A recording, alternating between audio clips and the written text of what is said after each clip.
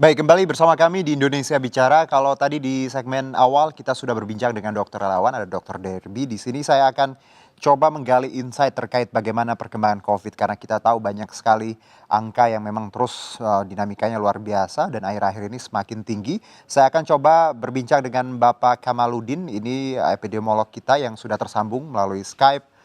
Pak Kamal, apa kabar? Assalamualaikum. Waalaikumsalam warahmatullah. Sehat ya, Pak? Hai, alhamdulillah baik. Alhamdulillah Apa harus kabar Bang sehat. Gina? Alhamdulillah Pak, sama. Ya, Kita sama-sama jaga kesehatan iya. ya Pak ya. Amin. Baik. Mudah-mudahan semua sehat.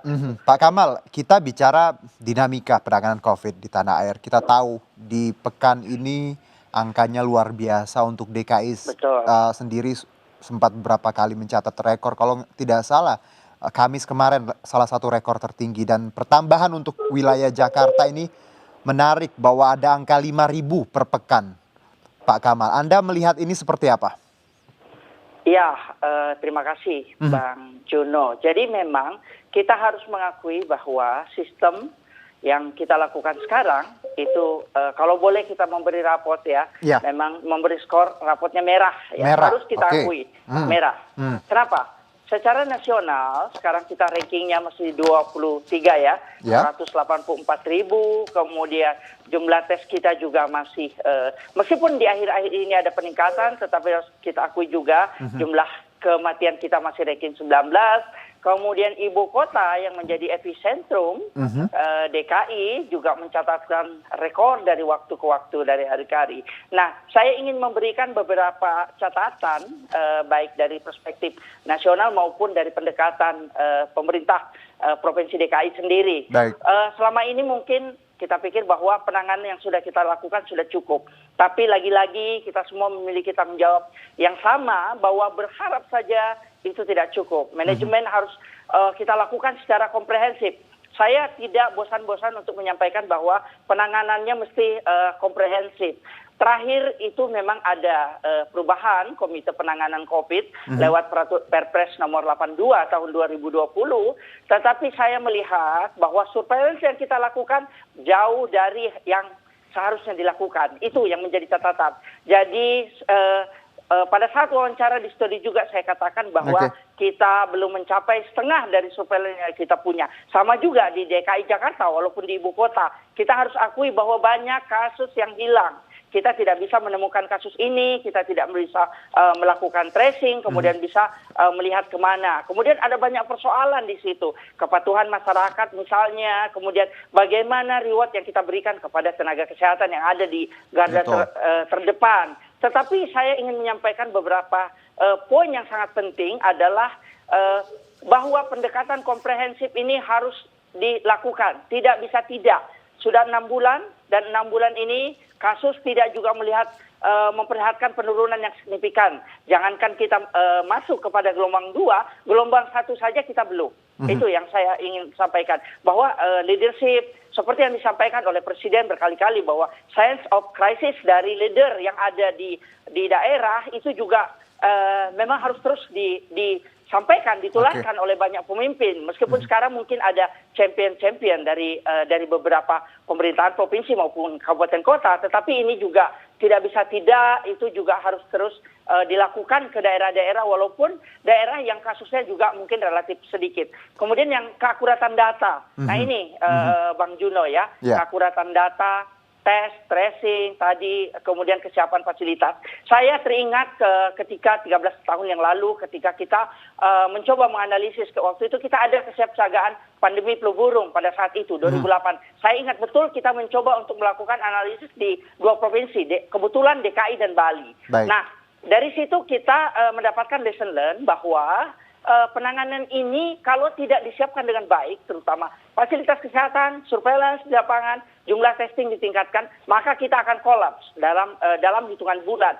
Nauzubillah min dzalik, jangan sampai tahun depan kita kasusnya masih terus meningkat. Ini yang sangat tidak kita harapkan. Jadi, itu catatan saya Bang Juno. Persoalannya kompleks nih ya Pak Kamalnya, bahwa ada tracing, tadi testing, dan juga terkait ketersediaan fasilitas isolasi juga ini yang harus dilihat. Karena kalau kita tidak aware tadi dengan beberapa hal yang Anda sebutkan bahwa ya kita bisa kolaps sebagai bangsa ya.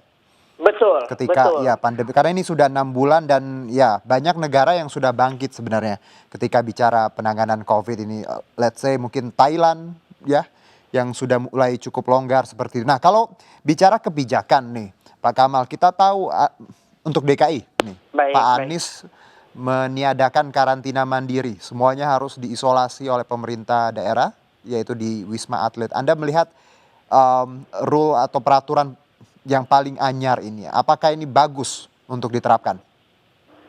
Iya, Hmm, karantina memang harus kita lakukan, oke. tetapi lagi-lagi oleh karena ada beberapa kasus yang eh, ada di luar orang-orang yang tanpa gejala ini yang harus kita waspadai betul Mhm, pergerakannya itu yang menjadi catatan ya. Jadi artinya begini, Bang Juno, bahwa karantina pada mereka yang dicurigai sebagai kasus, tetapi mereka yang suspek gitu ya, karena mhm, memang probable dan suspek ini yang kita khawatirkan, terutama mereka yang dulu kita sebut sebagai tanpa gejala, mereka yang bepergian kemudian mhm. terus menularkan kasus dari satu orang ke orang yang lain. Ini yang menimbulkan kluster-kluster baru. Dan secara teori memang setiap kali ada kerumunan, disitulah akan muncul kluster. Nah ini yang harus diperhatikan. Muncullah kluster perkantoran. Oleh karena kantor Ada kita tidak kerumunan. Mhm, tidak betul. mematuhi protokol yang kita buat.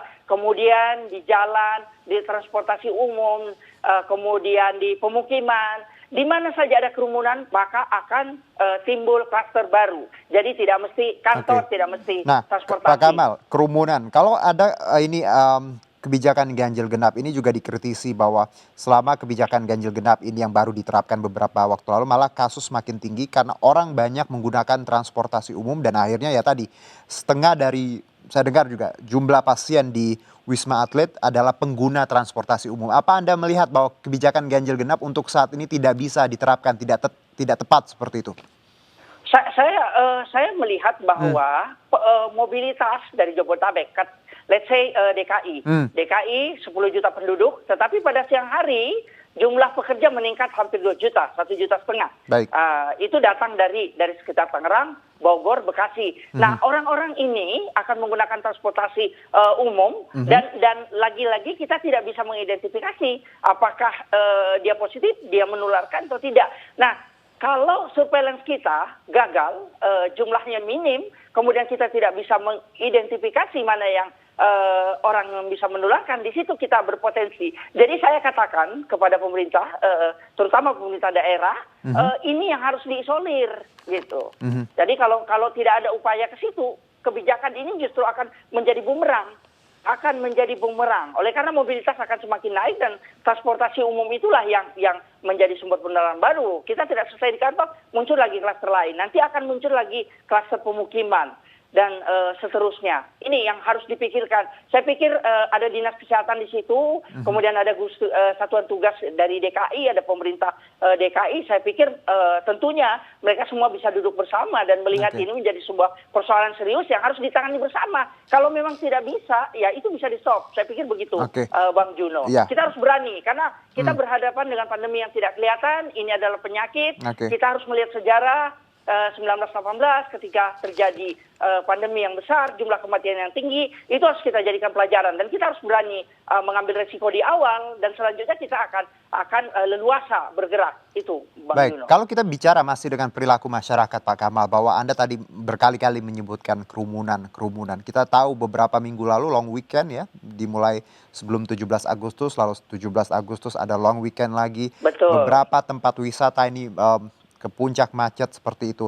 Dan alhasil yang didapati adalah yang kita takutkan, ada angka semakin tinggi dan ini terbukti. Nah, Anda melihat apakah memang sebenarnya kerumunan yang disebabkan oleh long weekend, tadi tempat-tempat wisata yang dibuka, ini memang menyumbang angka ini? Dan apakah kedepannya memang tidak boleh harusnya ada tempat wisata yang dibuka dengan alasan apapun karena kita takut kerumunan tadi menyebabkan klaster baru, Pak Kamal?